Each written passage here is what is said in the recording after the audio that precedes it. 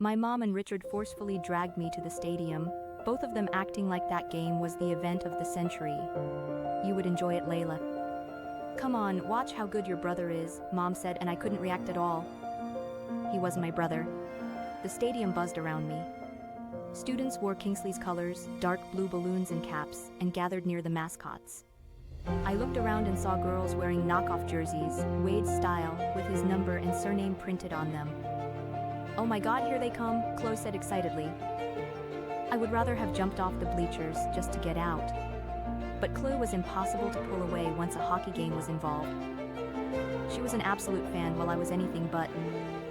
Number 21 is cute, she whispered. Oh yeah, and she also loved checking out the players. I looked at the ice rink, then spotted one of Kingsley's players getting ready. He had black hair and familiar brown eyes.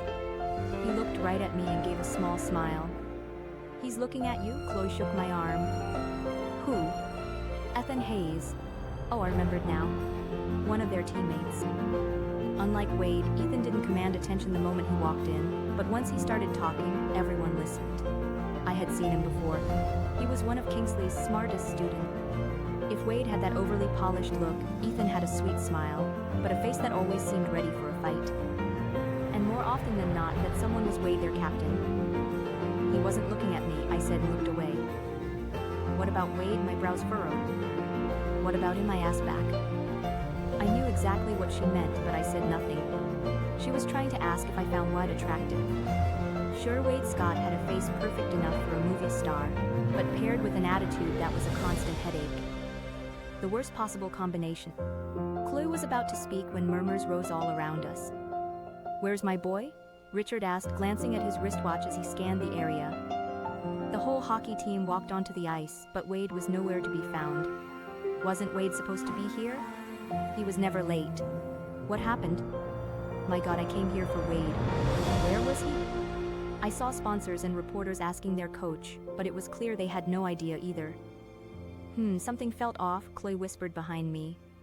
Layla, have you seen Wade? His father asked. I looked away. No. We didn't come to school together. To avoid more questions, I focused my attention on the ice. I glanced at Richard again and noticed his brows were drawn tight. For some reason, my stomach twisted, not with guilt, definitely not, but with something else. Something called annoyance. The crowd kept whispering, proving once again that Wade really was the star of the game, the whole reason for the spotlight that day. I waited a few more minutes to see if he would show up, but he still didn't. I watched one of the referees and a reporter approach a Kingsley staff member, but they got no answers either. More minutes passed, and still there was no sign of Wade on the ice. I'm just gonna get a drink, I said. If you happen to see Wade, please tell him to come here, his father pleaded. I gave him a forced, polite smile. I will. Before Chloe could call after me, I walked quickly out of the stadium. Even outside, I could still hear the chatter. The girls holding banners printed with Wade's face looked disappointed. I headed straight for the exit. I didn't plan on going back, and I didn't plan on watching what happened next, because I already knew exactly how it would end. The noise faded behind me, and I breathed a little easier. I just needed some fresh air, some distance. I thought it was finally. A hand clamped around my wrist out of nowhere. Before I could even react, I was yanked sideways, and I had no clue where the hell I was being taken. Are you insane? Let me go! I tried to pull free, but his grip was far too strong. He released me suddenly, then spun around, and frustration was written all over his face. It was Wade, of course it was. Only he could look like he was about to snap while still wearing half his hockey uniform. What's your... Let's talk. Now. My breath caught the second I saw the raw anger in his eyes. His voice was tight and sharp, and for the first time ever, I actually felt afraid of him. Trugarde. No. Why would I go anywhere with you? I forced the words out, trying to sound braver than I felt. Now, Layla, his voice dropped, turning darker. Don't make me drag you. No, I won't be gentle anymore. Something in his tone made me pause. He sounded like someone I had never heard before, something far worse.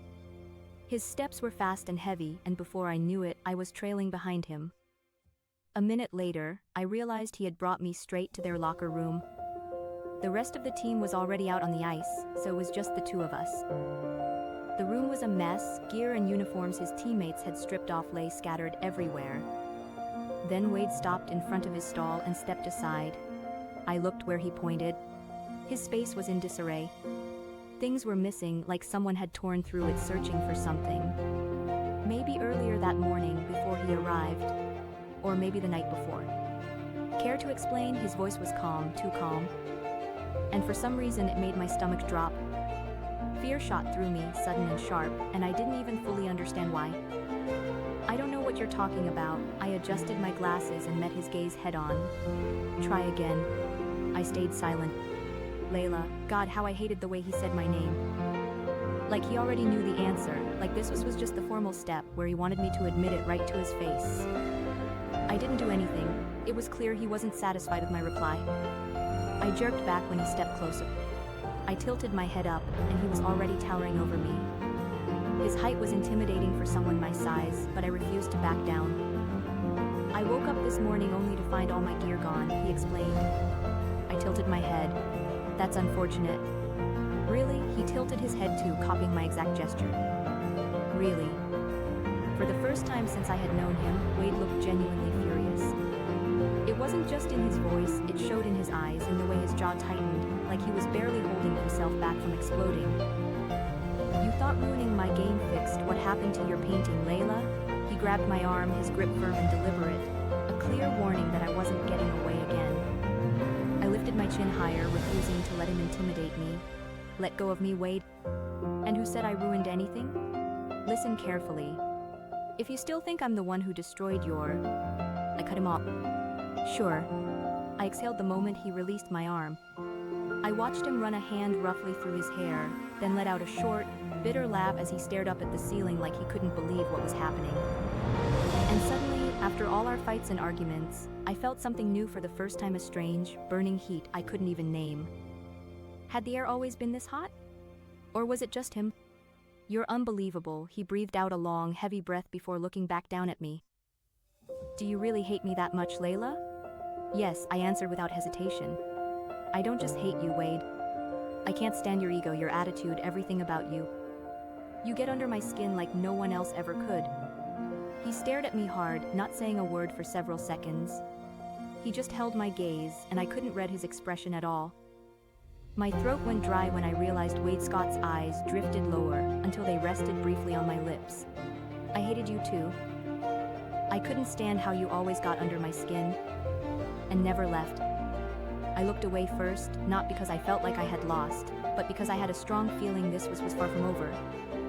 And judging by the look on his face, he felt it too. The war had officially begun, but it was already too late for me to realize that Wade Scott and I weren't just rivals anymore. We were becoming something far more dangerous.